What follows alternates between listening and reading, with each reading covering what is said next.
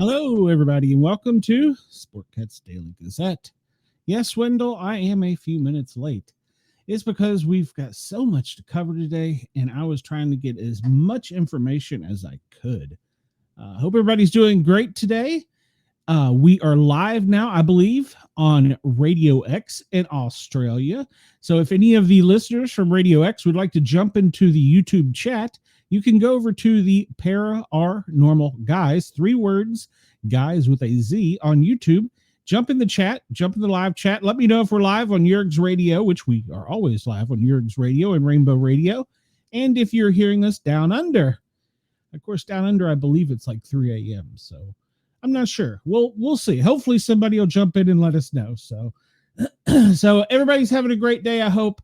First thing I want to do today is yesterday we talked a lot about the measles and how it wasn't as big of a deal as being portrayed. Well, you know, the media doesn't always have the information 100%, and we're finding out a little bit more, and we're finding out why we didn't have the information. So we're going to jump into this.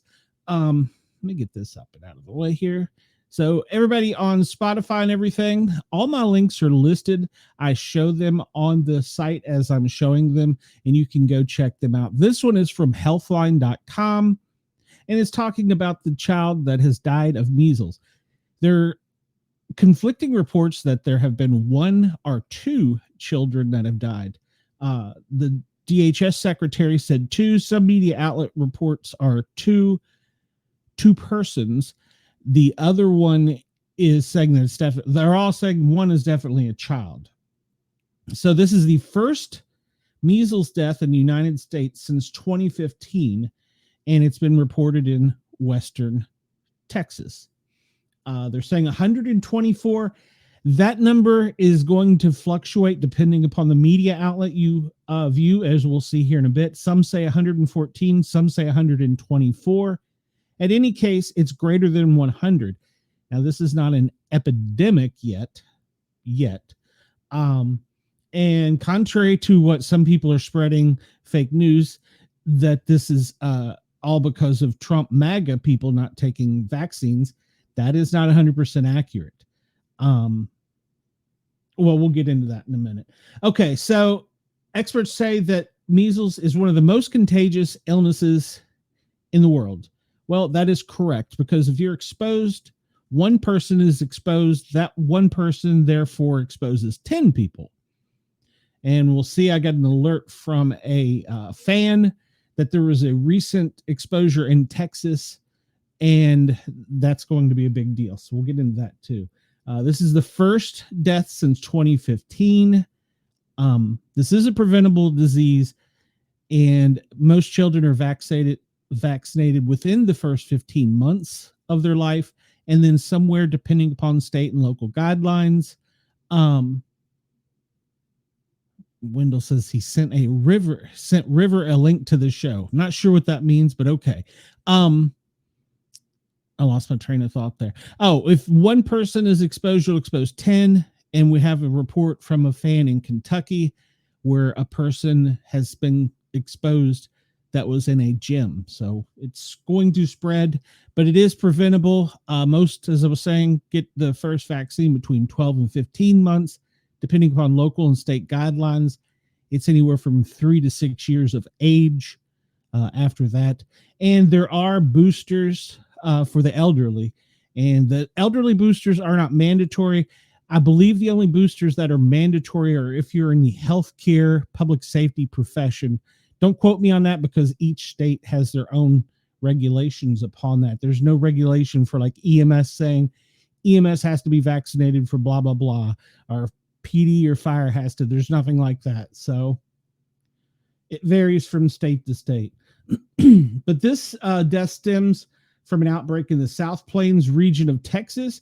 And here's the key that we didn't get, and the reason we did not get the information correctly, because they're claiming freedom of religion, and that's going to okay, thank you, Wendell. That's going to be a delay in reporting in Texas, because they're claiming Second Amendment. It's not Second Amendment, that's firearms. They're claiming freedom of religion, Apparently in their religion, there's apparently, I don't know, I didn't research, but apparently they're anti-vax, or anti-government, or they're anti-something. So I don't know on the Mennonite community, and I'm not trying to offend anyone, but apparently not all of the Mennonite community is vaccinated, which is going to be a problem. They said that most of the cases, 101 are children under the age of 18, and only 5 of those cases have occurred who are known to have been vaccinated. That's right at 95%, if I'm doing my math correct. Health and Human Services has not commented. I went to their website just prior to this, and there is no press release. RFK Jr. has not stated anything publicly other than what was listed in the, I guess, cabinet briefing yesterday. He says that he will investigate childhood. We're talking about RFK Jr. is going to investigate childhood vaccination schedules, which includes measles, mumps, and rubella, MMR, and he is putting a vaccine advisory meeting together. But he's canceled a campaign to promote the flu vaccine. Well, Chris says, I will personally put on a dozen masks to prevent this spread, YouTube overlords. Hello, Denise. Welcome to the show. Yes, you are correct, Wendell. They do not go to the doctors. They do not. The Mennonite community does not believe in modern medicine. But as in most religions, there's the ones that is correct. They believe that God will heal them. They're the ones that are, I'm trying to think of the correct word here without getting in trouble, are devout and follow the rules 100%. And there are those that loosely follow the rules. Like, for instance, I have friends that are members of the Latter-day Saints, and they still drink coffee, but you're not supposed to have caffeine. Well, and they drink sodas too, which have caffeine. So you have the people who do everything, and you have people who do some. Now here's the headline I don't like, because we're going to find out this is already false. The measles outbreak is unlikely to spread outside of Texas. Well, we're going to find that that's not true. It's already in New Mexico. We just got from an alert listener, actually just came out this morning, a Kentucky case. That's not very close to Texas.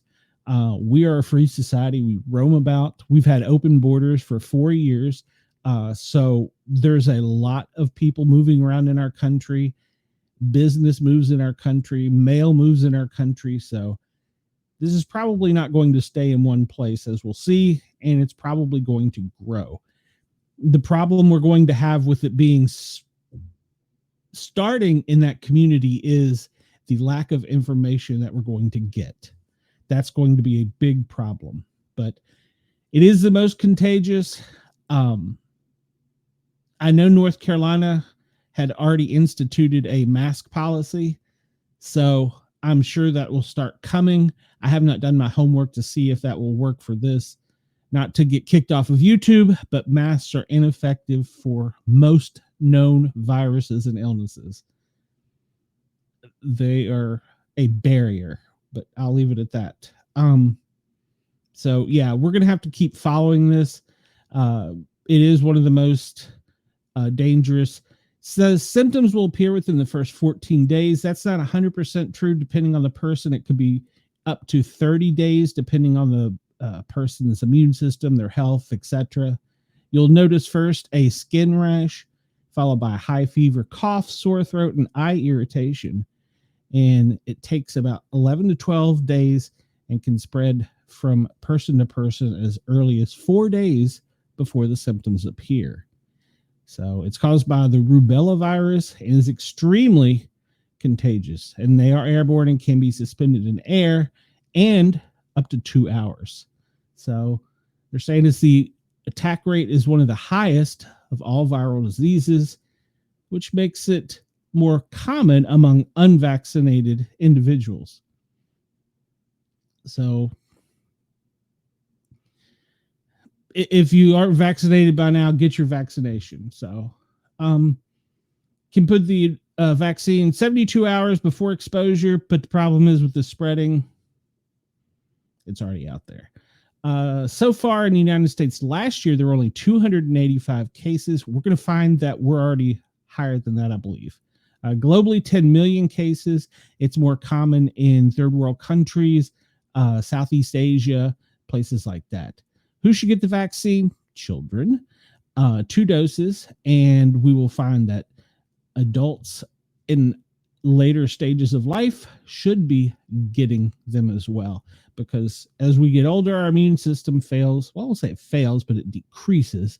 So it's probably a good idea to get vaccinated. Check with your doctor, please. I am not giving medical advice. I'm not a lawyer. I'm not a doctor. I'm just a paramedic who likes to talk on a microphone. Chris says, believe the people who told us 5 years ago something didn't originate in a lab on a continent that begins with a yes. Please don't read this aloud. You'll get in trouble. Well, Chris, it's too late, and I'll probably get in trouble. But well, the problem with any airborne virus is this, quite simple. And if this kicks me off YouTube, but some people hear it, then I'm happy. The masks are not effective. As a hazardous materials technician, I can tell you, if you can smell something, if you go into your local grocery store and smell the fried chicken through your mask, you can inhale the particulates of the viral or bacteria that are airborne. So the research has shown, and I believe it was the University of Virginia or maybe Virginia Tech, when they were amongst that big virus that started with a C, they were trying to come up with a barrier to put over people's faces to prevent them from inhaling it. And they found that there was nothing you could put on that would not restrict oxygen to the point of suffocation. So I don't know. So I don't know where Salty is. I hope he appears, because last night's show, he was on fire. He was on fire. It was a great show last night. So, all right. So takeaway is we now have a death in the United States in Texas, and we need to start keeping an eye on this. So this is going to start making headlines. It's going to be one of those headlines where it's clickbait. It's get your attention. It's one of those things. It's going to be newsworthy. So yes, Chris, the show was on fire. For those of you that missed the show last night, the show was great last night. So go make sure to check out the show. The first hour was lit. So I'll just leave it at that. Salty and Soul and Chris in the comments, oh, they made my allergies worse during the show. So there's a measles outbreak map. Now here's where there's a lot of conflicting data. And this actually comes from a reputable website, fastcompany.com. And they're just quoting CDC from what I found. The maps have not been updated because there hasn't been a death in so long. The maps have not been updated. So there's not a whole lot of good data out there. You're right, Chris. It was one of the headlines that wasn't important the past few years, but now it is. Something must have changed. Well, it did change. So, see, as of this time of the writing, there are more than 130 cases, and we already know that that's not true. We know that it's limited to Texas and New Mexico. We're going to find that that's not true. So this is bigger than they're actually letting us know.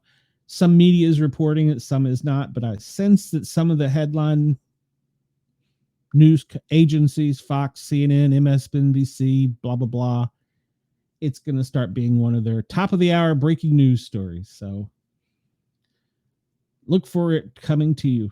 We see here they list Alaska has had 1 to 9, California 1 to 9, Georgia 1 to 9, New Jersey 1 to 9, New Mexico, New York City, Rhode Island, Texas, 50 to 99, which was the highest. One thing that a lot of these have in common is they all have an international airport. So, like I said, we're a society that moves about freely, and we do so. And not to mention that we have commerce. You know, this can be transmitted airborne up to 2 hours. If it lands on a package, the package is delivered within 48 hours, boom, it's spread. So there's a lot to think about there. It talks about the same symptoms, the high fever, the rash is the first sign. I would have to go back and do my homework on the measles rash, but I want to say it usually starts in the back and it starts in a circular pattern and then spreads outward. I'll have to check. That may be, what's the other one? There's two different ones that have rashes, and I'm pretty sure measles is the one with the circular one.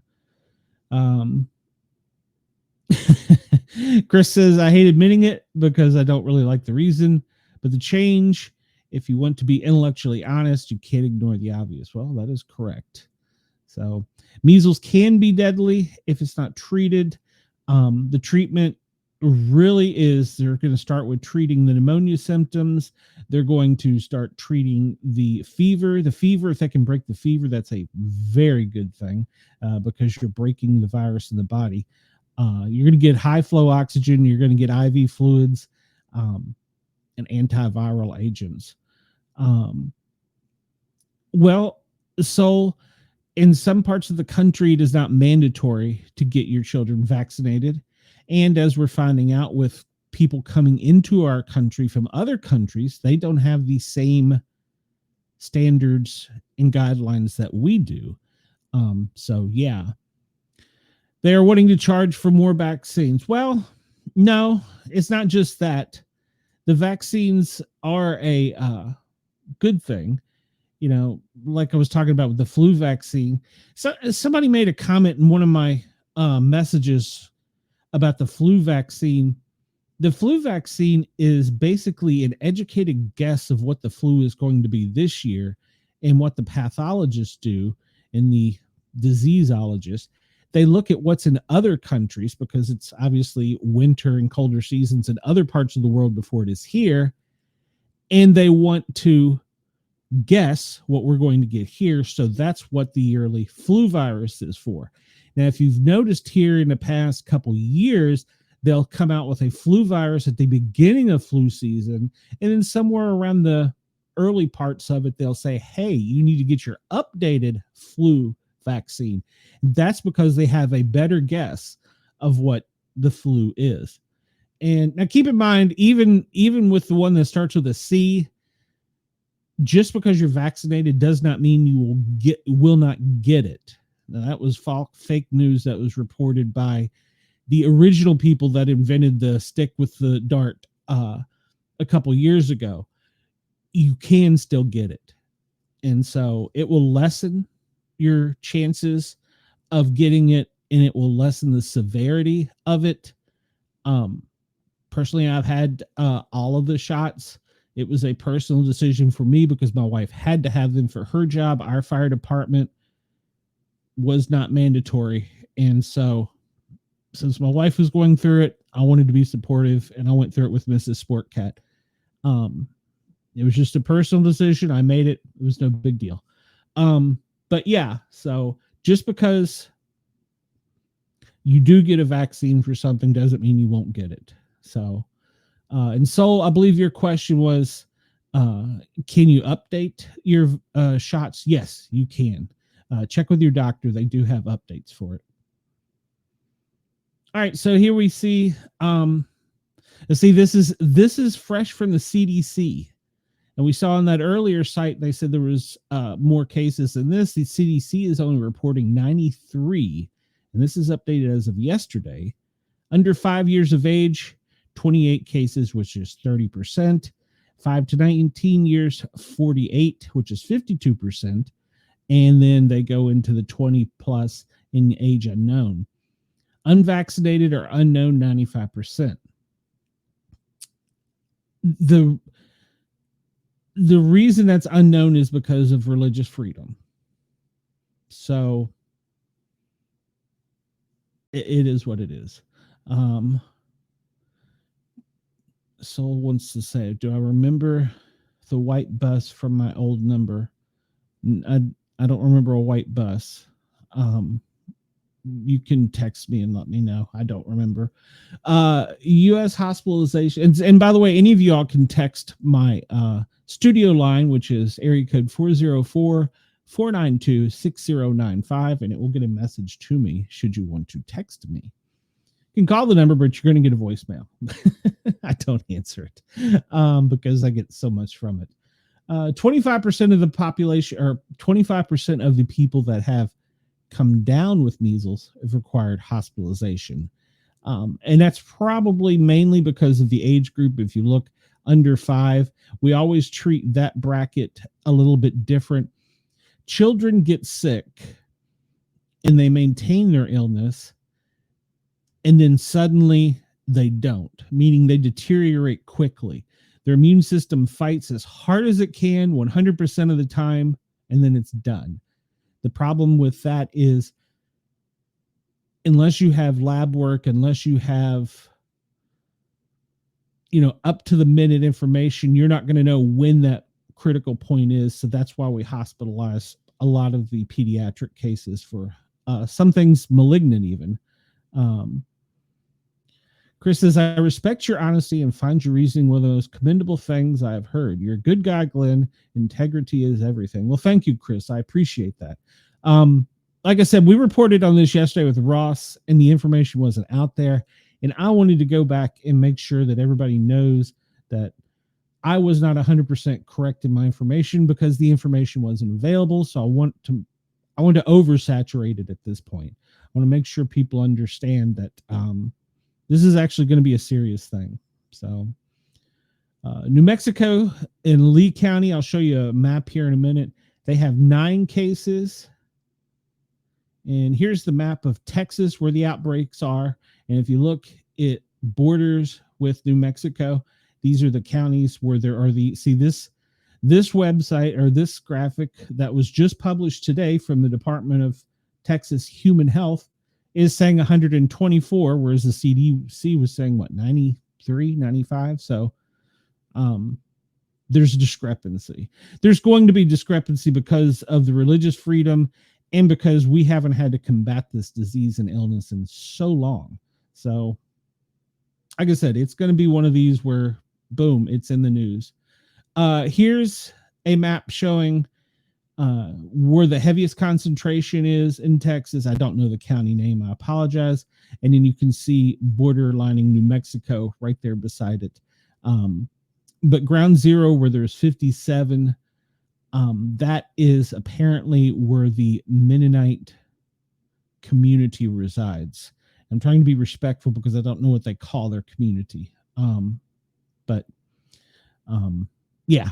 So that's where we need to be looking at. So we can ignore that for now. All right. So this is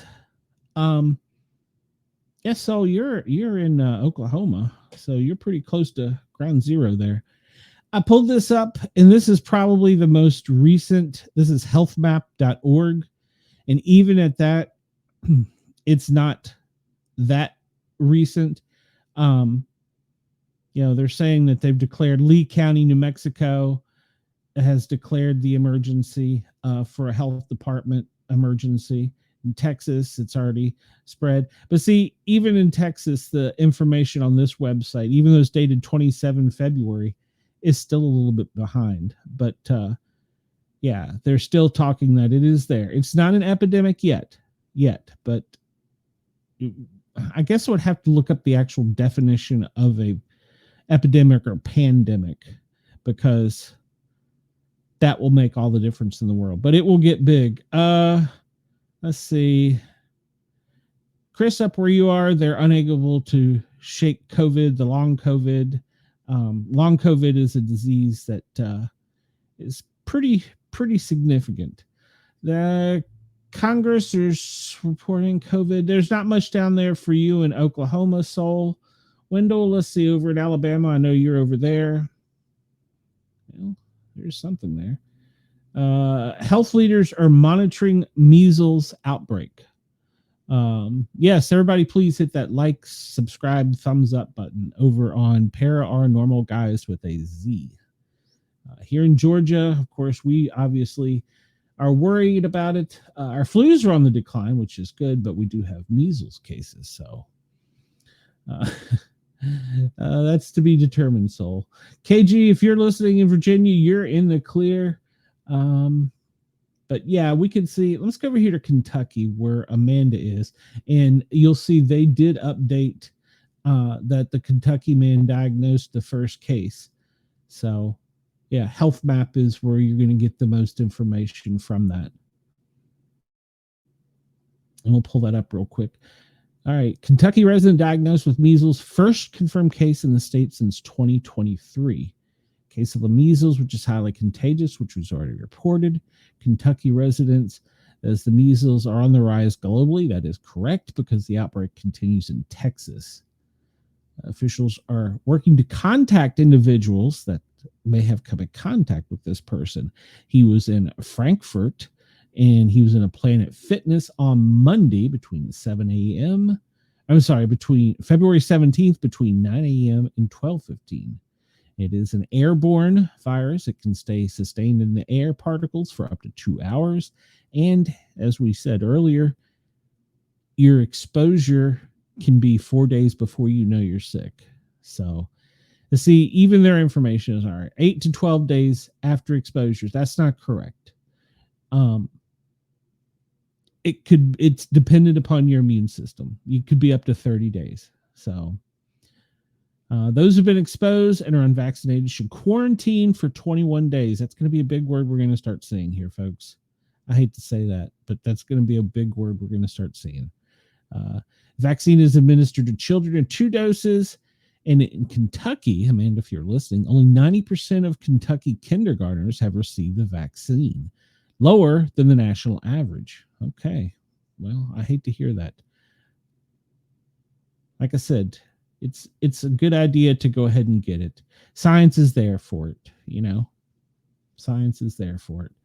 Let's see. I know I have listeners in other parts of the country. And Wendell, you know, I still haven't gotten to your earthquake story. Doom loop is over. I don't know what the doom loop is in Washington. I almost want to click that just out of curiosity. I got so much to cover today. Epidemic and emerging disease alerts are on the rise in the Pacific. Let's hop down to, since I know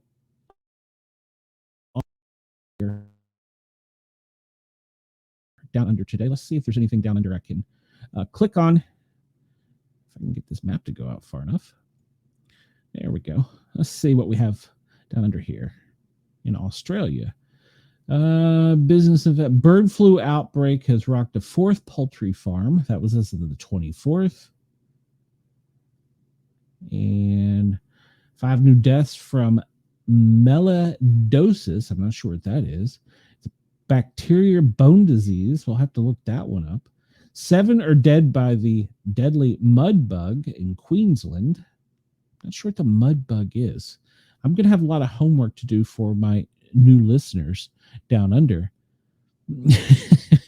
So I am trying. I have been really hard trying to today. We'll get it. Well, even the entertainment news isn't that great. So let's see. Japanese encephalitis is now in Australia. That's interesting. And what do we have down here? Influenza, avian influenza.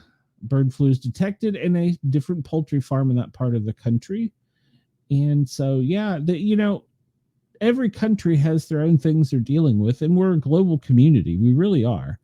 I mean, if you think about it, if you decided today you wanted to go visit a friend in France, make some reservations, and within 48 hours, you could be on a plane with your passport headed that way. So, you know, it is what it is. So, Denise, I'm with you to a point. I'll go away, Twitch guy. So got a spammer in the Twitch there. Yeah, Denise, I'm with you to a point. But if you want, send me a message and I'll give you my thoughts on it. It's helpful, but not helpful. So, okay. So you see, there's dots all over the world here. You know, we can sit here all day and go over them all. It says there's 1,008 alert for all diseases in my current location and worldwide. That's a lot. But like I said, we're a big global community. So, all right, where am I at here? I need this one here. FEMA has failed me today. Well, let's update. Nope, they have still failed me. So I can't give you a FEMA daily operations briefing because, well, FEMA has failed me. And the last update is what we have from yesterday. Unless I'm incorrect, today is Thursday. Yeah, let's check just to make sure I wasn't asleep behind the wheel. So nothing new from FEMA, which is kind of surprising. They should have answered their email. So I did go to their website and get information. You can go to FEMA.gov/disasters/current, and you can click on what exactly they're doing. I found out that they have moved it off of their daily briefing to this site so that the specific individuals in North Carolina, California, Kentucky, West Virginia, as of today, can get help specifically in what they're doing. And Wendell says mud bugs are crayfish in New Orleans. Yes, they are, but I don't know what they are down in Australia.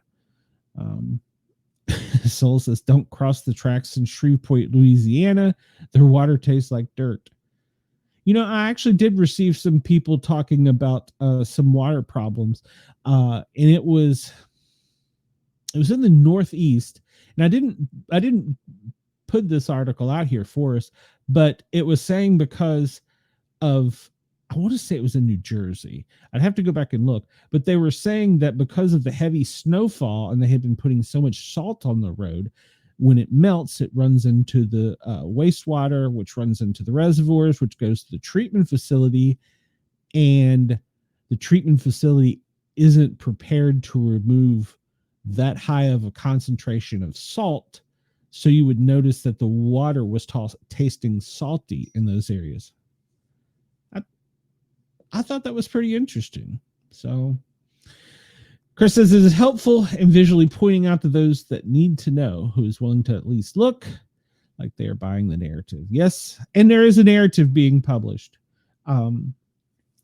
Like I've said many times, and if you're new to this show, I try not be the doom and gloom of, if you go on YouTube and you look, there's plenty of preppers or plenty of people who tell you we're going to die tonight, the nukes are in the air, the president's in the bunker, the bad stuff's about to hit the fan. Yes, there's a lot of bad stuff out there, but my point in this podcast is we're going to live today, and we're going to continue to live today. We have problems we have to live through, diseases, natural disasters, things like that, but we are going to survive, especially Americans. We are tough, and we will band together in a crisis. So yes, if you want information on the specific things from FEMA, you can go to FEMA.gov/disaster/current, North Carolina, California, Kentucky, and now West Virginia. And you can specifically for the wildfire get updates. Since I'm going to run a little long today, I'm not going to go over each of those. But if you want me to, we can do that later. Let's see. So the president's daily schedule, I always like to cover this. You know, a friend of mine who works in the White House is in the press pool, says they talk about the 9 a.m. press call, and they say that that's actually inaccurate. The president's probably been there since about 6 a.m. Apparently, he likes to get up and be at work early, and he stays up late, apparently. So 9 a.m. was the in-pool call time for the press when they were supposed to show up. At 11:15 a.m., these are all Eastern Standard Times in the U.S. The president received his national intelligence briefing. And then at 12:15, which was about an hour ago, he was going to greet the Prime Minister of the UK and Great Britain. No, sorry, the United Kingdom of Great Britain and Northern Ireland. Interesting. And then at 12:20, he's participating in a bilateral meeting with the Prime Minister of the United Kingdom of Great Britain and Northern Ireland. And at 12:35, he's going to have lunch. But, you know, we go into this much detail. Can't they at least say what he's having for lunch? KG says, gotta love Google. Crayfish down under are called yubbies, marin, and red. Maroon? Marin, I guess, and red claws. So, KG, what is a mud bug in Australia? Is it the same as our crayfish? So, yes, sometimes where cities get their drinking water is quite awful. Here in Atlanta, the lake that maintains our drinking water is probably the lake that more people die in yearly in the state of Georgia. They don't recover the bodies. So yeah, it's good times. Yes. So anyhow, yeah, I wish they would say what the president's having for lunch. Can't we see his menu? Come on, let's be real. Is he having a Big Mac? I want to know. And then at 2:00, which is 20 minutes from now, he is going to hold a press conference with the Prime Minister of the United Kingdom and of Great Britain and Northern Ireland. I would like to see that. I'll probably go back and watch that. Okay, here's one that I want to cover. It's a little bit out of my wheelhouse, but it's not in my wheelhouse. So we know that today the president is going to sign a deal with Ukraine, and it's for a mineral deal. And basically, he's treating this as a business transaction. I'm going to have an opinion on this here in a minute. He's treating it as a business transaction to where we're going to get mineral rights and oil rights to guarantee the monies that we're giving or loaning to Ukraine. You can go to the Kyiv Independent and get the full text of this, which is the site I am on.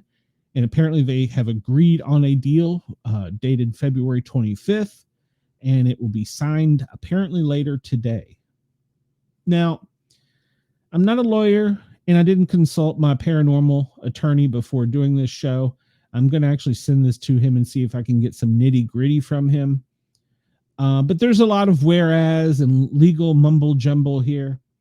But some of the things that struck me, and Chris is saying, people are saying that no president has ever been in as early as I am. It's truly incredible. That's probably a Trump quote. As much as I like the guy, gosh, he uses a lot of fluff, hyperbole. He uses a lot of words to say nothing. That's a politician. Anyhow, some of the things here I don't understand. It doesn't exactly say where the money is going to, or where these minerals are going to go. It sounds like we're splitting them 50-50 with them. But in the bigger picture, as far as, oil, hydrocarbons, minerals, LPG, is the American people going to see this, or is the government going to see this and use it for the military? So I'm not clear on that.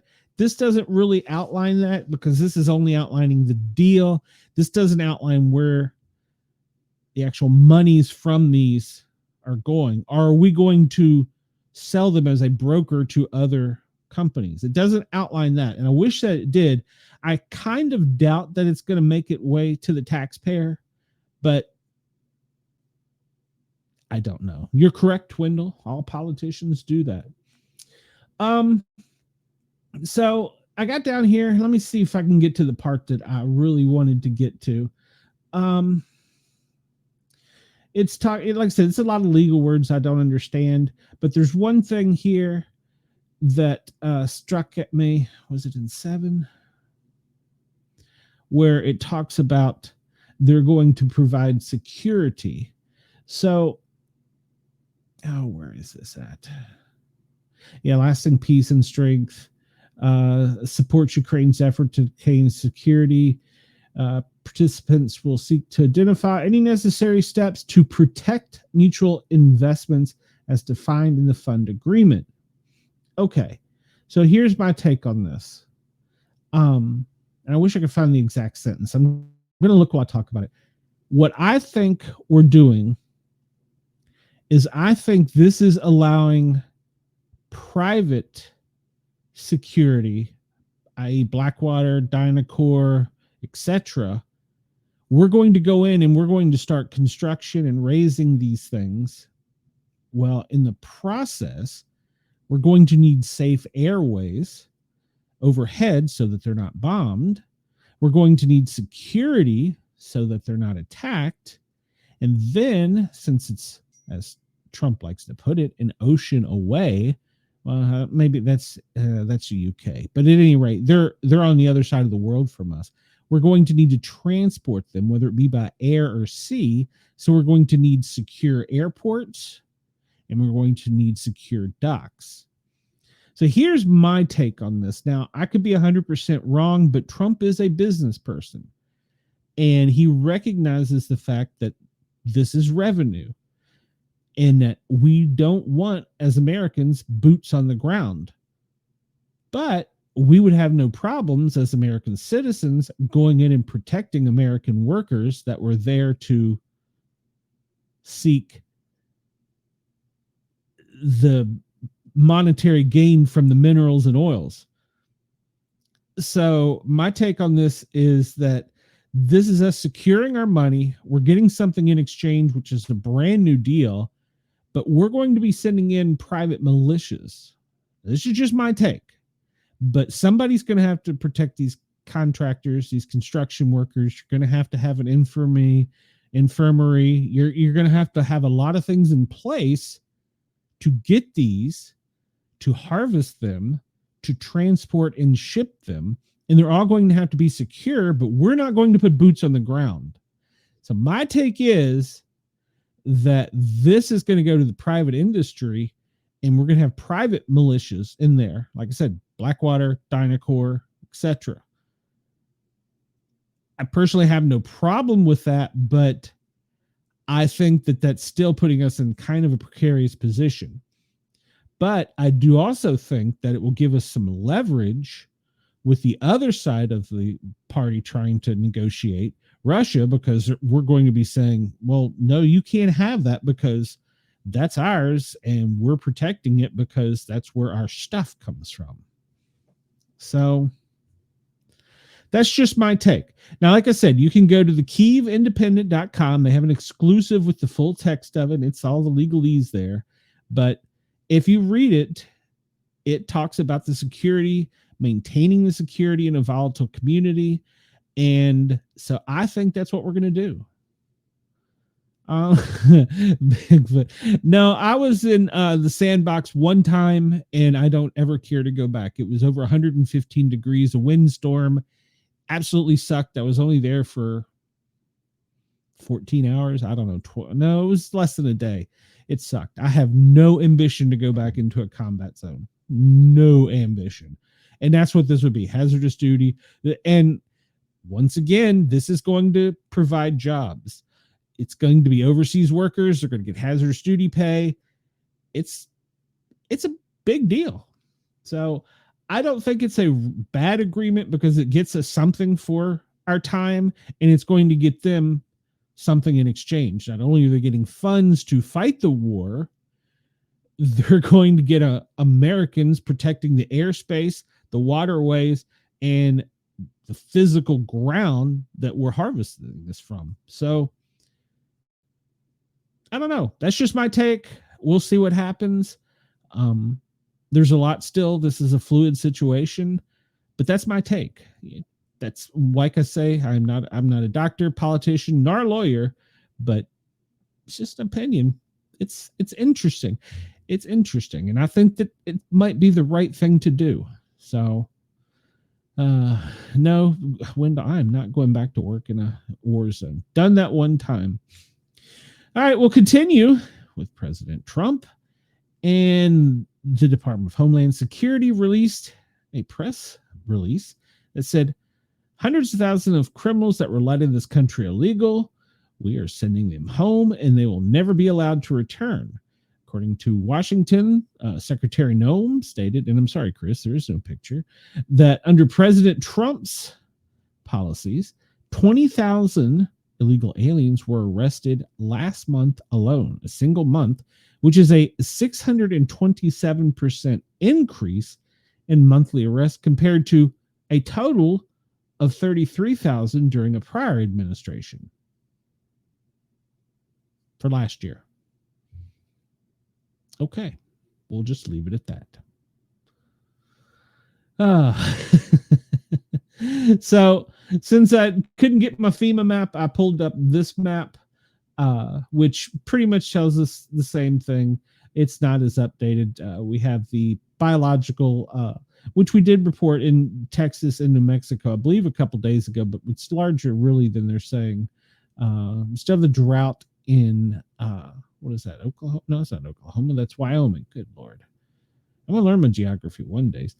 Let's see. Cat to human cat, H5N1. Well, as a sport cat, I need to be worried about that in Colorado. Up where you are, Chris. Public safety incident. Shots fired near South Elgin Elementary School. Did we cover that yesterday? I think we did. It's probably done a new thing to have shots fired up there. Hail and weather in Kentucky at the St. Louis border there. Arkansas, severe weather. Yeah, we're going to look at the weather here. Chris says he's pretty much buying anything Secretary Noem is selling. I'm with you. Let's see. So this is a headline that's made some news. It's a public safety incident. It's an IED. Now, I've read reports that it did kill one person. It's apparently the first known IED. Some are reporting in America, but supposedly it was 7 miles in Mexico. Apparently the farmer that was killed in the IED attack had property on both sides of the border, and he had went through his private gate, through his property, into the Mexico side. Now, this is the reports I've read, and the IED exploded, killing him and injuring his wife. There are going to be some repercussions, but as far as I know, no reports have confirmed saying that this was on United States property. So, Super Bowl. So the Super Bowl is over. The Philadelphia Eagles won. What's up? You should know that. There's a drought in New Mexico. There's probably about to be some aerial things going on in Mexico. Let's see. Water accident. Coast Guard crews have rescued 3 boaters stuck at sea for 9 hours. That was off the coast of Florida. Miami, we know they had some heavy rain down there. Here we go again. Machete attack. We might have talked about that already.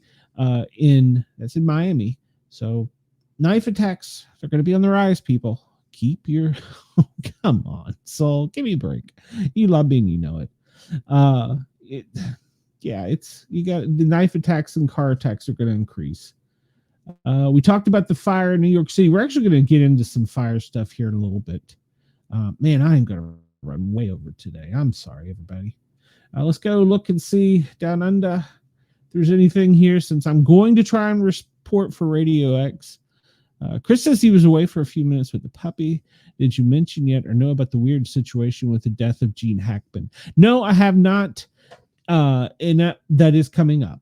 That is coming up. We're going to talk about that because that's important for several reasons. Australia, let's see what we got going on down under. The epidemic of the avian flu, the 4th poultry farm in Victoria's northeast. And it seems as though that's a common denominator. Fire. Australian firefighters were injured in a suspicious blaze in a gutted Sydney block. And once I start getting some feedback from my new fans and followers in Australia, we'll really start covering more information and data down there, because I think our American listeners will also find it very interesting. It looks like you've got some storms out to sea, but it doesn't look like, well, this one may affect you. Looks like this one is a cyclone off the Coral Sea, Alfred. If your system is like ours, it's the first name system. So it looks like that may affect you on your, I guess that would be your west coast of Queensland, and off to your east coast. Bianca, it doesn't look like it's going to do much inland. So, but you do have in the near future, apparently there's another one coming off of the west coast of Africa, a cyclone. It's in the Indian Ocean that could come your way. So, all right, I'm trying, so please bear with me, Australia. Radio X, I do appreciate you. Today is our first day, I think. So we're trying to get everything covered. All right, we're going to flip over to weather warnings. We talked about this yesterday. Um, Minnesota, Nebraska, high wind watch. That's going to continue till late this afternoon. And apparently it's going to be a big thing. Uh, Maryland is always having text messages. Galveston Bay, marine weather, high surf advisory. Don't know where Yap is. High surf advisory. I don't know where some of these places are. I guess they're Hawaii. I guess I need to. Yeah, Hawaii. There we go. New England flood watch, small craft advisory on the coastal waters, and winter weather advisory for Maine and New Hampshire. There you go. Flood advisory in Tennessee and Missouri. That's going to be the western side of for my Tennessee listeners, and that's going to carry through the first. So keep your eyes and ears open for flood warnings. And we're still with the wind warnings in Wisconsin. Yeah. This is lake wind advisory. This is for us here in Georgia and South Carolina. That's coming off of the lake at the border in McDuffie County. And I'm stretched to remember the name of the lake. This is on weatherwarning.com if anybody wants to go look at it. Currently here in Georgia, it is 75 degrees. Unbelievable. It's fake. It's going to go away. I know it's going to go away. All right, the national weather map we have here looks like they're getting hammered up in the Northeast, pretty much upstate New York, New Hampshire, Vermont, all the way out to Bangor, Maine, Boston. You're going to get hammered. New York, it's hitting you. DC is just leaving you, probably in Baltimore, and the tail end of the storm is going to approach probably the Outer Banks later this afternoon. So, unfortunately, it will not be snow for us here in Atlanta. It's 75 degrees. We are actually under a pollen advisory. I pulled this up. This was from the GEMA website, and it pretty much gives advisories, shows them by county for everywhere in the United States. GEMA is the Georgia Emergency Management and Homeland. Their map, of course, includes the National Weather Service radar, which we discussed about all the snow and rain up in the Northeast. Chris, over where you are, it looks like the only thing you got is some wind advisories, but that's going to be north of you. My son's in Chicago, so he's in the clear. Flying back home to Vermont's going to suck. Let's see. And Wendell had mentioned that there had been some earthquakes. He is correct. There was an earthquake, and it's not showing up on here, but there was one in lower Georgia there, as you can see. And that's southeast. It was only 2.3. There's no tsunami alert issued, by the way. There was a small earthquake in Alabama. It's not showing up there. But as you can see with the blue dots, there are earthquakes pretty much across the country. We just don't feel them. I'm not sure what county you're in, Sol, but it looks like there's been some little earth shakings in Oklahoma. Down in Texas, where Brenda and them are, there's always some earth shaking. This one looks like it was a 4.7, 5.0 right at the New Mexico Texas border. Of course, California is always having them, which is not surprising due to the topography out there. And all the way up into the Northeast. And there was the big one that Wendell talked about up in, let's go zoom out here, in Alaska. But as we can see, Alaska has lots of earthquakes, and that's just part of the region. And of course, we found out yesterday they have an active volcano. I did not know that. So learn something new every day. All right. So you also, if you'll notice the circular pattern of storm here out in the Pacific Ocean, it's affecting the coast of Alaska and my Canadian geography is failing me. British Columbia. There we go. It's affecting them with some high winds. And Chris will have your map.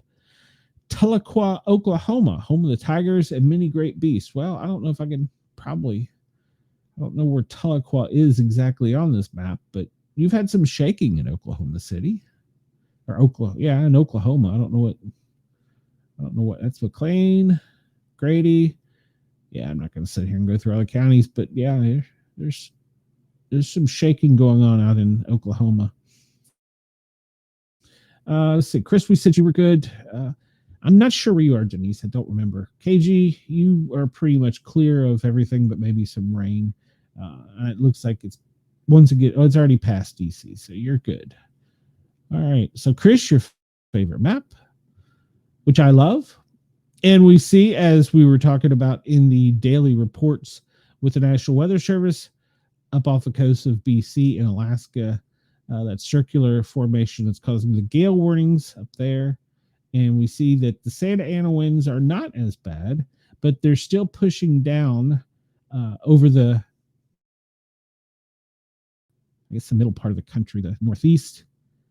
And Chris loves this. I do too love this map. I told you can go to earth.nullschool.net or just search out wind map and look for the one on Earth School. And this is pretty cool. It's 3D, it's AI. It shows you pretty much up to the minute what the winds are. We see off the northeast coast where that snow is, that the winds are pushing in from the ocean, so that's going to give them more moisture. So they're going to get some snow. They're going to get some snow. And let's see here. Let's see if I can go down under, and I'm sure it does it down there. Good Lord. Oh, it's too far down under. Where am I at? Oh, I'm going to have to learn this. There we go. So, yeah, it looks like that cyclone that was off of the east coast of Australia is pushing along the coastline, and it's not really affecting much inland. And the one on the west coast of Australia, it looks like it's pulling more from the lower part of the and pulling moisture up and over the continent. So there's your wind in. If you want to see this, for all my listeners on yergsradio.com and Radio X, you can find us over on the Para Are Normal Guys, 3 words, guys with a Z, on YouTube, and you can see the visual. For Spotify, it's an animated 3D AI map. That's not, I guess it's 3D. No, it's not 3D, it's 2D. But it does show you the winds in the world pretty much up to date. And you can zoom around anywhere you want to go. And it is pretty cool. I will say, out of all the things we talk about, this is one of the coolest ones. This is the one I look forward to every day, whether it's good news or bad news, Soul. I enjoy watching it because it's relaxing. If we had some peaceful fish noises, with bubbles and swimming, that would just be perfect. That would be go to sleep weather. You can zoom in and out. You can show the whole globe if you want to, which is so cool. I could just sit and look at this for hours on end and zoom around. And, once you learn your geography a little bit, over in the sandbox where I was, there's not a whole lot of wind movement. I mean, there's some, but not a whole lot. And if you zoom in where we're probably going to be sending independent contractors, there's not a lot of wind movement there either. So, all right, we'll go to what's happening in the United States with wind. As we talked about, it's pushed over the Rockies. It's now pushing down under Chicago, back up over the Ohio region, and going out through the upper northeast in Maine. It says the highest wind speed sustained as of 12:33. Let's see if I can get this to update because this was pulled up earlier. It may not update since I'm online. Oh, wait a minute. Nope, 133. There we go. The highest sustained winds, United States, are 30, I almost said 30 degrees. Yes, please like and subscribe so YouTube will think twice about Glen for giving an opinion. Well, it is what it is. It looks like the highest winds are probably those coming from the Santa Ana, coming out through the desert over Phoenix, going out through LA and especially San Diego.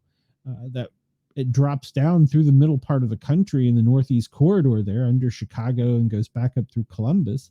And that's where the front is pushing all the snow up and out and tapping that Atlantic moisture. I sound like a meteorologist. I barely got a GED. Good Lord. I'm just a paramedic. What do I know about weather?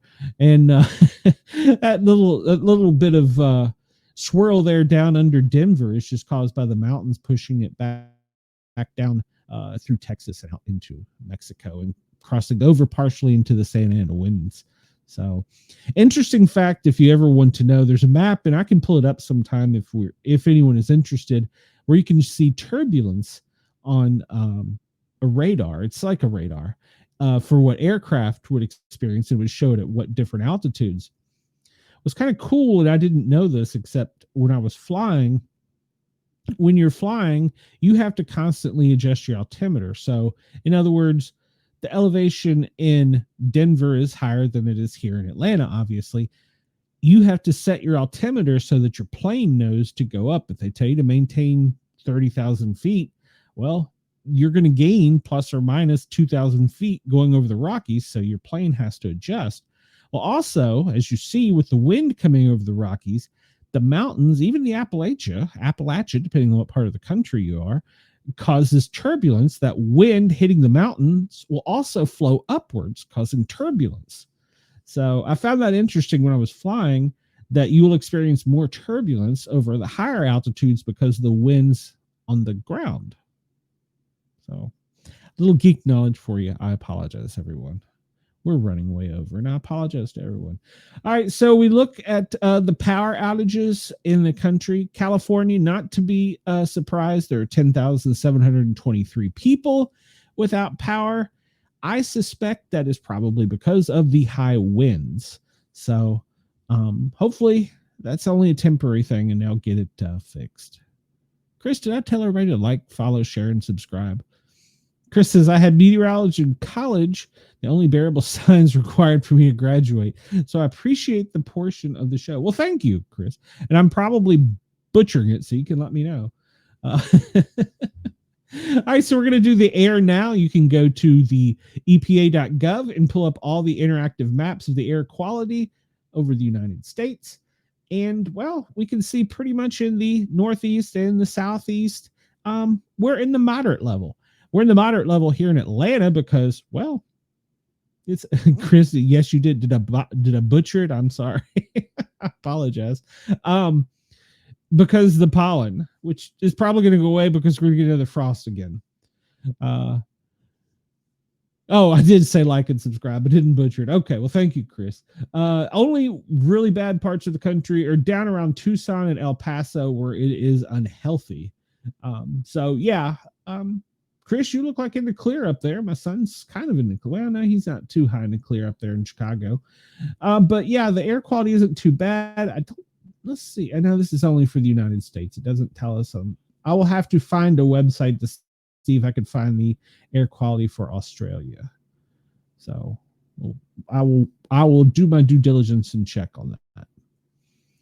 And I pulled this one up because Wendell had been asking about the fires. These are the local fires in the fires in the lower 48, and we see the smoke and smog is being pushed from the fires at the Georgia line there, right about Alabama, and pushing it down. And of course, this kind of follows the wind. If we looked at it earlier, it kind of circles down over Tallahassee, Tampa, and then goes out along the Outer Banks and out into the ocean, where it eventually will affect other countries. As you can see, there are several large and small fires in the United States. And I'm hoping with the high winds here in California that none of these escalate. But we'll see. We'll keep an eye on that. Maybe we'll get a FEMA update about that. So, all right. So there's the fires. And let's see. We'll do it real quick here. Oklahoma, we've got a couple little fires in the state. It looks like most of them are probably prescribed burns, if I had to guess. Chris, you're in the clear. There's really nothing up there burning per se. Amanda, it looks like you might have one tiny one that's probably a controlled burn. My listeners in Tennessee, nothing really significant. There's one that's probably a controlled burn. Yeah, it is a controlled burn, prescribed burn. So in the Hardwood Wildlife Resource Agency area. Alabama and Georgia, we always have prescribed burns, controlled burns. So there's good there. There might be 2 or 3 little small fires, but they're down in the southwest.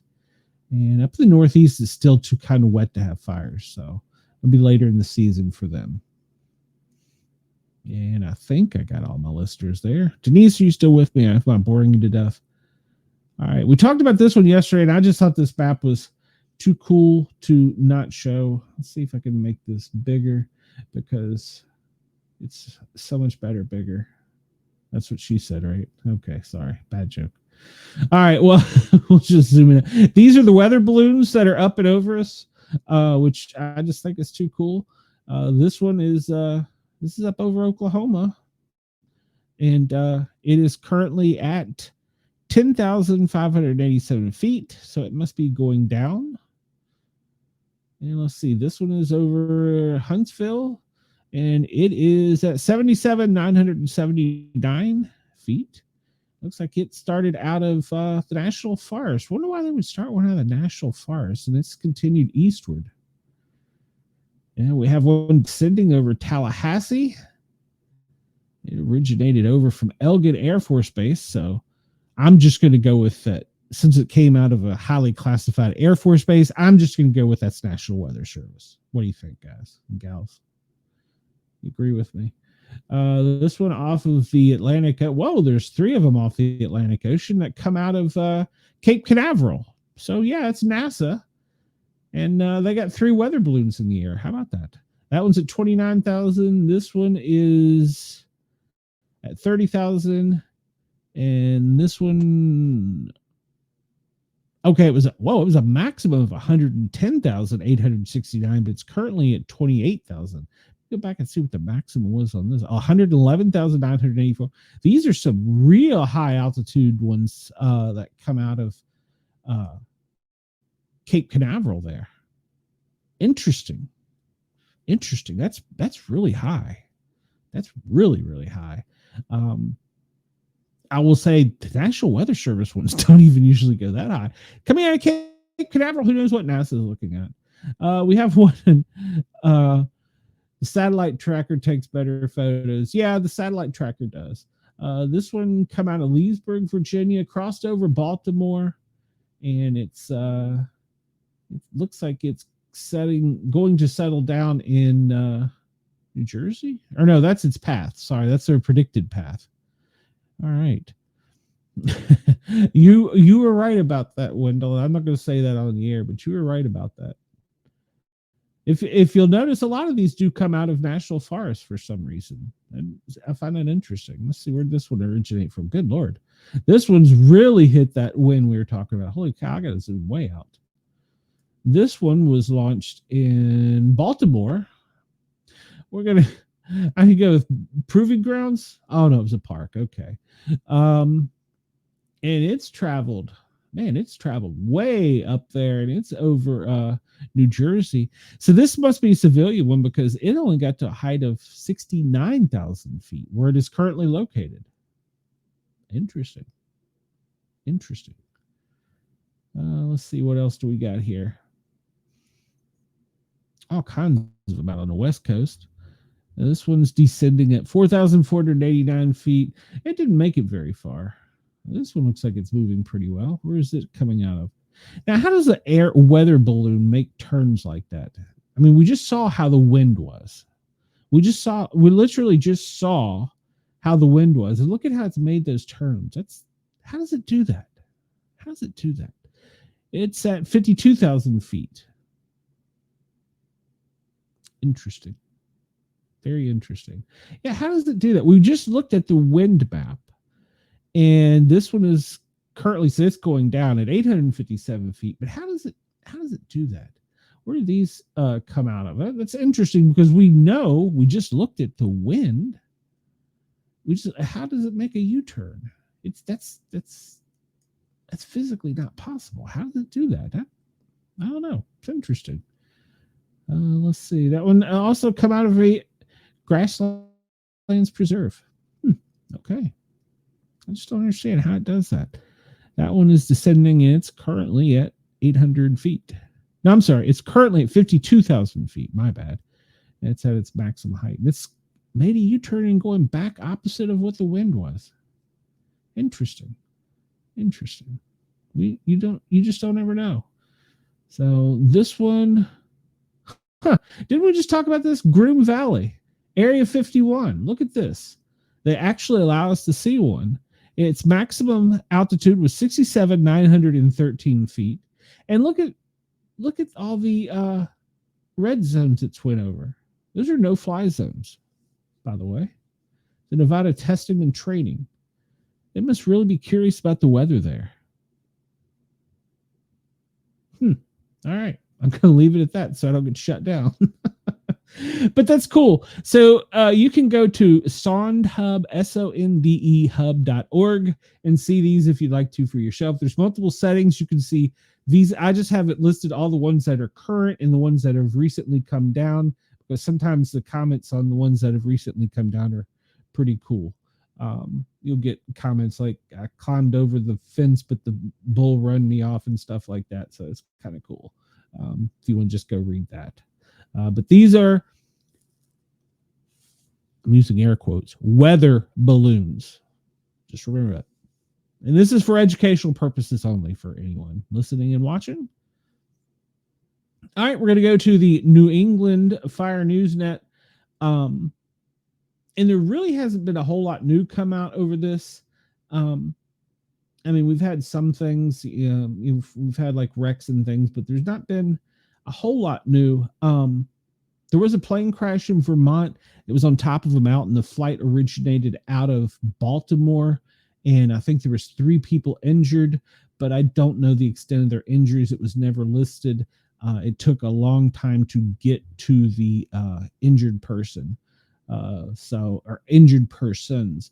Dallas, Texas had a 2-story wood frame dwelling fire on Webb Chapel. What do we have out in LA? That's probably the pallet fire from yesterday. Nope. This is a working house fire that was in Carlsbad, California. Here in Atlanta, gas leak, but that was yesterday. There's probably 10 more today, knowing Atlanta. I don't think there's anything new in Atlanta. We're going to get into some fire news here in a minute. DeKalb County, yeah, this is not too far from me, but it was a large brush fire. We're getting the dry conditions, and we're going to get some brush fires here. What Wendell said, and what Chris, you could be correct, and what Wendell said there. I'll just bring it up in the comments. You can read it for yourself. Parkersburg, Pennsylvania, second alarm fire transmitted for, say transmitted, that means I called for resources. Heavy fire in a building, tankers requested. Oh, stop it, Soul. That's because of they needed extra water. So, Soul, I can't tell you everything you want to know. I'm not that brilliant. I try. Let's see. Wilmington, New York, they had a working fire. And I think that's pretty much it. There wasn't anything new here up in the Northeast. We're going to talk about some fires and some police incidents here soon, which I know was what you're all here for, right? Since we didn't have the nationwide map from FEMA of what's going on, I figured I'd just for S and giggles, I'd bring up what's going on over in the other part of the world where there's current ongoing conflict. And you can see that it's quite active over there at the Russian-Ukraine border with airstrikes, drone strikes. One person was killed in a drone strike. There's heavy fighting along the border. So you can go see this at the marinevesseltraffic.com, which is this is a World War live map. You can flip it to other things, and it will bring up a military aircraft tracker. You have to go to their live tracking page. I probably got to sign in. Yeah, I'm not going to do that. We're going to leave it at that. If you want to see the planes, we could bring it up. All right, so I'm going to bore you for another few minutes, Soul, with some sports updates. College basketball, men's basketball yesterday was quite active. Kentucky was a winner. Vanderbilt was a winner. Michigan State, St. John, Connecticut, and Boise were winners. NBA, if anybody follows it, the Pistons, the Heat, the Clippers, and the Rockets were all winners. Nope, sorry. Yeah, am I showing yesterday? No. Yeah, yesterday. Show yesterday. There we go. All right, so yeah, that's correct. And women's college basketball, there was only 2 games. and I don't think, well, there'll be some spring training scores updated from yesterday, but no, yesterday. Thank you. Yes, so I know I'm boring. I can't help it. It's what I do. So yeah, spring training is alive and underway. The Braves are winning. The Orioles tied. I hate tie games in baseball. Cubs tied with the Giants. I just hate ties. I know. Yes, congratulations to Amanda on the Kentucky win. I know that I just don't like tie games. I know it's just spring training, but I don't like tie games. So, all right. So there's some of your sports scores. I'm not going to get into it real heavily with the sports because I know some people get bored, but I do like to at least cover it. And spring training is coming up. So come on. And we do have March Madness coming up with basketball here in the States. All right. So Gene Hackman, his wife, Elizabeth, and their dog were all found dead. Gene was 25 and his wife was 64. She was a classical pianist. His dog was just a dog. And he was well known for several movies. We'll get into that. Spokesperson for the Santa Fe County Sheriff's Department has told People magazine foul play is not suspected. And at the time of the death has not been determined. The cause of the death has not been determined. The family has said that they suspect toxic fumes like carbon monoxide poisoning, which may have led to the deaths. So from there, we don't have any further information until the family releases it. As soon as this story came out, I knew immediately what it was. I knew that was carbon monoxide. Gene Hackman is known for his many roles. French Connection, Superman, Hoosiers, The Firm. His wife was significantly younger than him, I think by 30 some years, if I remember my math correctly. The gas and fire department, and I looked for the sheriff's department and the fire department for a press release and could not find one. They inspected to make sure the home was clear of toxic fumes, that was safe to search. That is something we do. When we respond to a medical call, if we go in and there's more than one sick person, little hairs on the back of our head stick up. If there's more than 2 or 3 sick people, it's time to pull back out of that house and reassess the situation because you're potentially making yourself a patient. And that could be because of carbon monoxide or other chemical mixes. Sometimes people will cleaning mix strong chemicals and cause toxic environments. When we come in with the fire department, I always enjoy being on the hazmat team because we used to tell the guys on the regular fire trucks, you call us to save you, because by the time you figure out you're in trouble, it's time for us to come in. So that was one of the reasons I enjoyed being on the hazmat team. We come in with meters that determine the parts per million in the air and how much toxicity there is in the air. And if you're able to breathe it without being on oxygen or not oxygen, on self-contained breathing. In other words, you bring your air in a tank. And what we do in a case like carbon monoxide, the first thing we do is we secure the gas, make sure the gas is off. We open all the windows, and depending on the situation, we may set up fans, which is probably what happened. This is actually not so uncommon. And I want to talk about this for more than one reason. This is a lot of times when you will find this with elderly, it's because of either they went and started their car, it was cold, and they left the garage door down. That's a common cause. Or they'll leave the stove on, or sometimes it's intentional. I shouldn't say that. Sometimes it's intentional and they wanted to pretty much cause this effect. It's unfortunate, but that is something we've seen quite frequently, especially with the elderly, whether it's intentional or unintentional. Of course, no one knows unless they specifically leave notes. A lot of times it is just an accident, but it is sometimes something that the elderly will do. So everybody, please, I said this yesterday, check your smoke detectors, check and make sure you have a carbon monoxide detector. I'm a big fire advocate. You should probably have a fire extinguisher not only in your kitchen, you should probably have one in your bedroom in case you have to fight your way out of the house. And it should be a pretty big one. So always, always, always check your smoke detector. Smoke detectors and closed doors save lives. So Gene was an actor in 101 different things. I mean, gosh, he was such a brilliant actor. He could be the bad guy. He could be the good guy. I mean, he was more known for a bad guy, but man, he was in so many films throughout the years. He had such a great life in Hollywood. You know, Superman, Lex Luthor.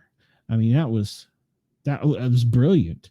Young Frankenstein, that was great. He was in so many great things. He was such a great and brilliant actor.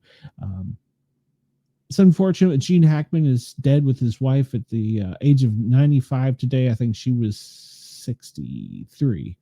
Don't know how old the dog was, but he had such a brilliant career in Hollywood. I mean, dating back to even before I was born in 1961.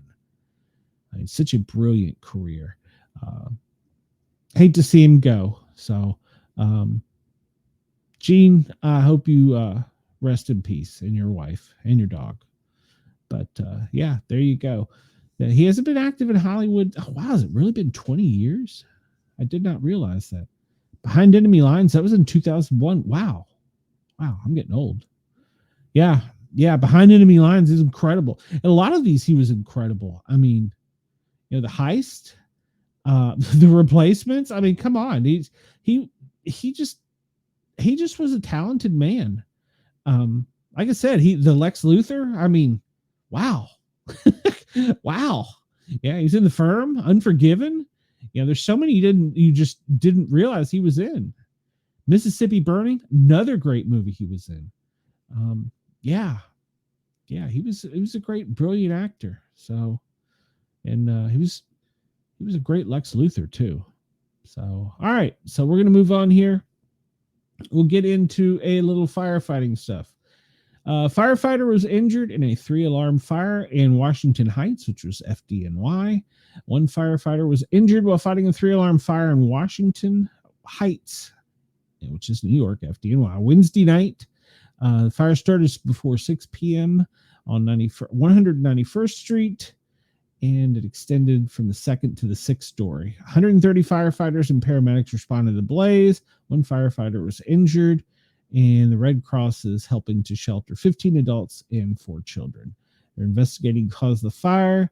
One of the big problems in New York City is lithium batteries. People will have, since cars aren't such a thing, they'll have scooters and e-bikes, and the lithium batteries will overheat and cause fires.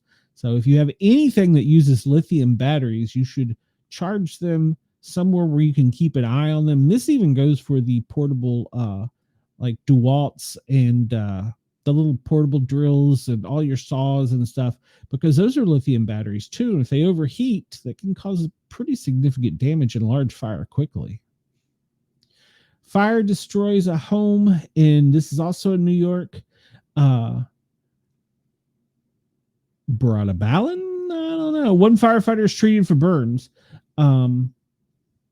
Apparently 8 adjoining fire crews responded for mutual aid. In other words, it was a more rural area, and they had to call for help. One firefighter was treated on scene for minor burns. Hopefully he will be doing okay. And it says that the Perth, Berkshire, Galloway volunteer, Providence volunteer, Mayfield, Northville, Edinburgh, and Hagman volunteer fire departments all assisted. Fire police, which is a unique thing to the Northeast, and the fire auxiliary, which is also a unique thing to the Northeast, responded and helped at the scene. So minor burns there. Multiple Franklin County agency responded to a fire that left 2 people, including a firefighter, injured. You can see there that it was quite a large fire. It's what we call a center core burn, meaning it started in the center of the house and it burns outwards. Those are some of the hardest to fight, because it's right in the middle of the dang house. Let's see. They were called to the fire this is in Tennessee, Franklin County. Several fire departments responded. Once again, rural agencies said they needed help. They said one person was trapped, but several firefighters were able to use a ladder to remove the unconscious victim through a window. They were transported to Vanderbilt Hospital. Their condition is unknown. Another person was injured, according to the sheriff, with minor injury, but the home was totally engulfed in flames. One firefighter was injured, falling through a set of stairs into the basement.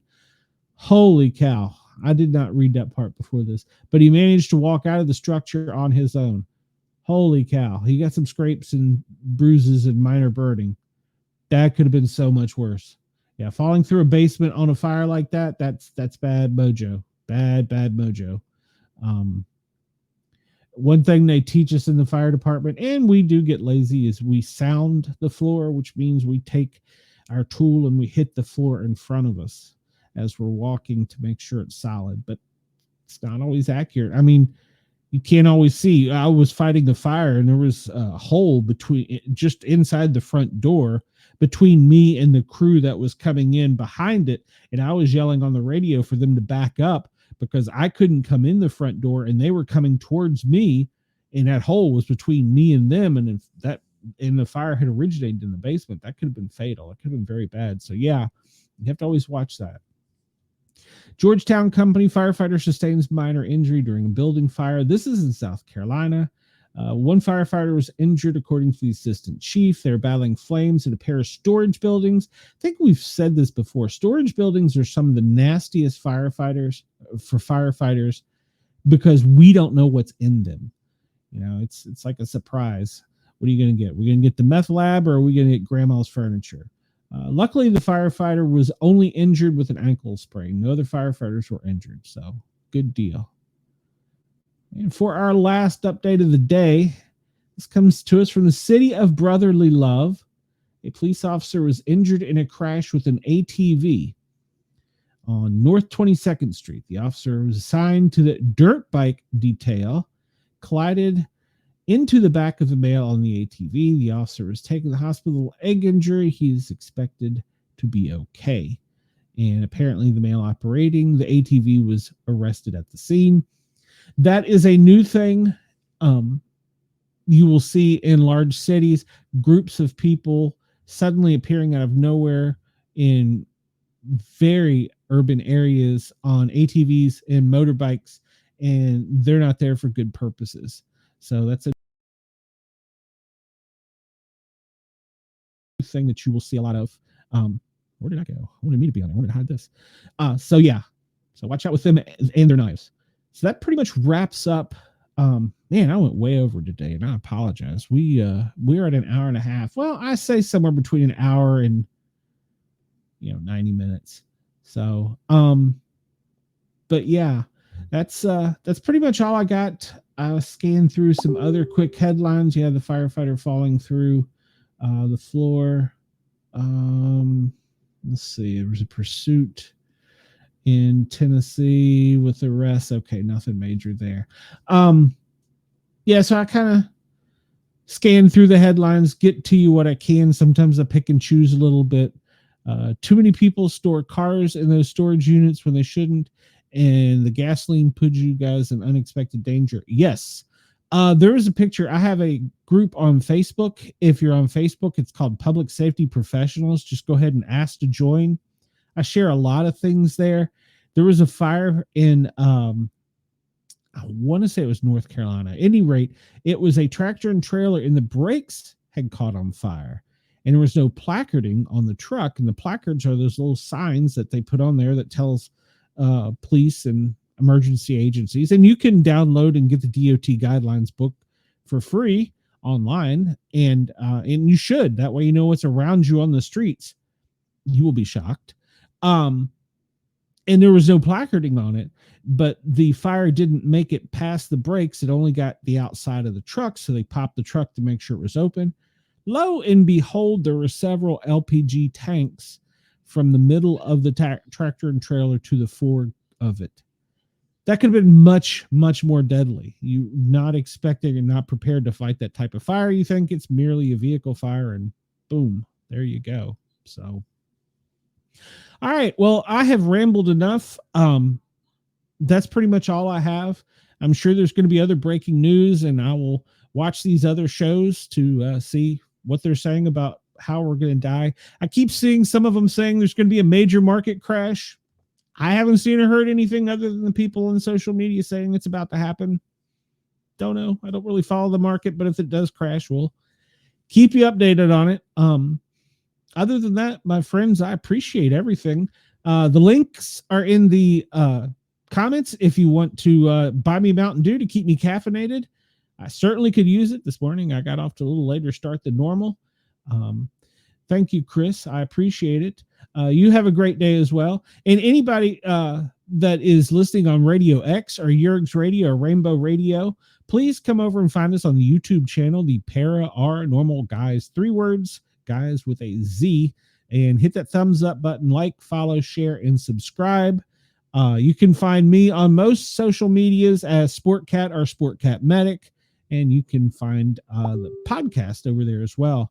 And I was saying, if you didn't check out last night's show, we usually have shows that are lit with great content. Last night was off the chart. I have to say, short of some sound problems, the show was just great. So go check it out, last night's show. And please, everybody, hit that thumbs up button. Have a great day. If there's something specific you want to hear, you can get in touch with me in the comments. Wendell says, great show. I didn't go to sleep. Well, I'm glad, Wendell. You must have went to sleep during the show last night, or I know you would have been all up in the comments. Yeah, if you want to send me something, my email is in the comments. It's sportcat@protonmail.com. And also have a voicemail there if you want to send me a voicemail. You can catch me also currently right now. I'm on the Thin Line Rock Station every Tuesday and Thursday between noon and 1400 or 2 o'clock for you civilian folks, playing some rock and roll music. I take requests if you have one. Wendell, I did message the program director for the country and western musician that you were asking about, and the program director has yet to get back with me, which means usually he is researching and looking. So, yeah, check that out. And I guess that's it. Everybody have a great day. And thank you to Ross at yergsradio.com and Rainbow Radio, Radio X in Australia. Thank you. I am still learning. Please bear with me. Everybody have a great day. And for those of you in Australia, a great morning. Sportcat is out. I will see you in 24 hours. Maybe, if I can push a button. There we go.